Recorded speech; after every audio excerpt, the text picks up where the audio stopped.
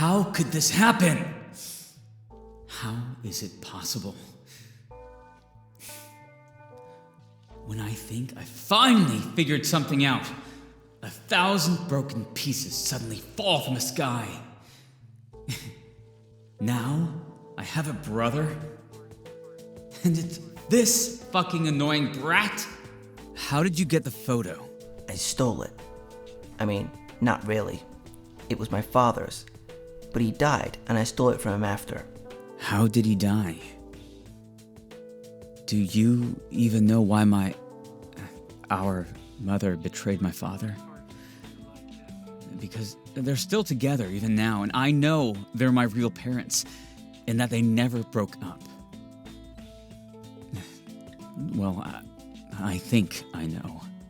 She never told me while I was still with them, but I couldn't stay still. Years later, my father passed away when I was around 10. I looked for answers. My father and our mother knew each other from the hospital your parents worked. He was nurse back then. I guess they knew each other for some time after you were born, and they were screwing around while you were still small, and that's when I came into the picture. I think our mother convinced your father I was your legit brother. It didn't work very well because my father wanted the paternity as well, and the truth came out. Your father probably wouldn't want to do anything with our mother after knowing the truth, but I guess they kept together because of you. A few months after I was born, my father owned the right of paternity, and I started living with him. Your mother visited me a couple of times with you, since we were brothers after all. You see, the thing is, your parents brainwashed me and you, like I told you. And you know why? Because they were scientists? That's true too, but no. Brainwashing also works better in children since their memories aren't as many as an older person, and their affective bonds aren't as wide or deep either.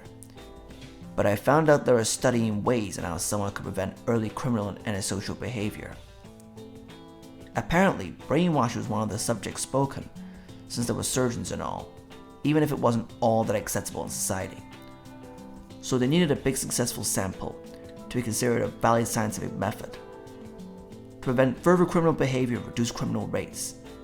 Since most criminals are formed in early ages through contact with deep negative experiences and unfitting parental models, which made them develop the thought that resorting to certain antisocial behaviors and even crime would be appropriate. They decided to start applying this treatment on children, and that's where we came up. Wait! So they figured we were potential sociopaths or criminals, and that's why they tested on us? You were. I was simply a victim in your hands. Shit. I'm sorry, I can't remember anything. Lael pressed his lips against each other, frustrated for not being able to remember anything like when he saw Edith. He was hopeful that anything Ace said, or even Ace himself, would make him remember. But apparently, it was just like he said. Maybe the fact that he was a child, his bonds could be weak enough not to make him remember. Ace pulled up his shirt. Lael's eyes focused on the several scars on Ace's belly. They looked like they were knife cuts. I also have some on my legs, but I guess you have an idea. You were pretty cold and cunning back then. I don't remember much, but you used to deceive them so they think you want to play with me. But instead you found in me your new revenge toy. You were so scary, I pissed myself and cried every time I knew I was gonna meet you. I couldn't tell them what you were doing to me. They wouldn't believe me anyway. They loved you! But one day when you were playing surgeon with me, you brought a real knife with you, and that's how I got these.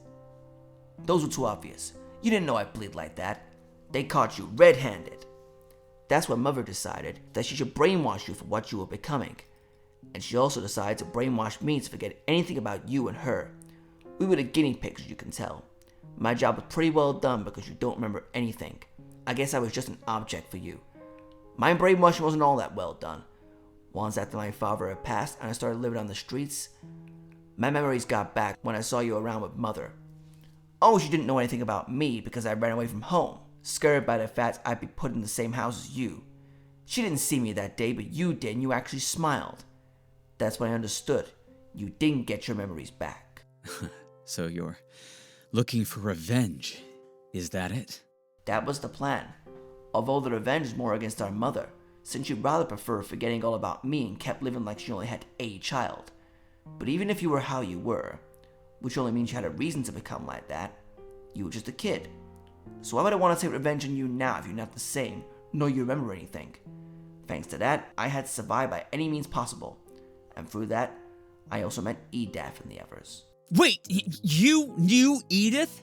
Ace's phone rang, and Ace looked at it. Craver was calling. They were already an hour and a half without reporting anything back. Hello, Ace is here. Yes, we're still on that case. Yes, we're back now. We're organizing more stuff from the old bureau so it'd be easier to carry to the new one, and now we stopped to grab something to eat. Alright, see ya. We gotta get going. We're not going anywhere until I get some fucking answers. Can't you drive what I tell you? Lael turned on the engine and began driving, feeling irritated. Yes, I knew Edaf, Simon, and whoever was that other kid's name. Nail? Probably.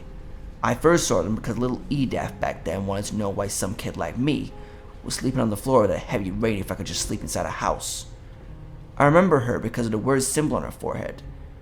She was with a tall dude named Simon and the kid Nail. Apparently they went visiting a friend. I explained to her I was homeless, and she convinced them to take me in while they were there for the week. I was probably about 13 back then. They probably thought since I was all by myself, that it wouldn't be a problem to tell me about what they did back in Jerfair and how was life there. I began to wish I lived there. A life without rules. That'd be awesome, right? I don't need to suffer anymore. I could just make everyone suffer without feeling the consequences. Well, that was what I thought back then and what I told them. Edaf started to be very repulsive and began to school me why I shouldn't think like that, blah blah blah. She promised me that she'd bring me to Jerfair so I'd live with them. But the day after, she disappeared to never come back again, leaving me behind. I hated her. I still do, but only for making me hold this grudge and hatred for so long.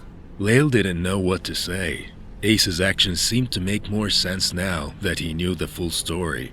He didn't think he was right, but he understood that he had a difficult past and was left alone too many times. Aiken also blamed himself for not remembering his own past. He was bothered though. Why would Ace tell him all of that? Why are you telling me everything? You're my older brother. And because you lived in Jerfair, and now that if we join forces, we can dismantle all this illegal, stupid brainwashing thing. Oh yeah? And how exactly are we going to do that? You're up to hear what I'm gonna say, huh? I already have a plan. But I'll tell you later since we just arrived. Meet me at my house at 8 p.m. Ace scribbled down his address on a paper that he took from his pocket and a pen that was around Lael's car. He then put the paper inside the glove compartment. Lael parked the car and turned off the engine. Ace chuckled. Why are you laughing? Oh, just thinking on how you didn't actually change. You threatened me and almost choked me, but you still don't even apologize because in your mind, there's already something else more important.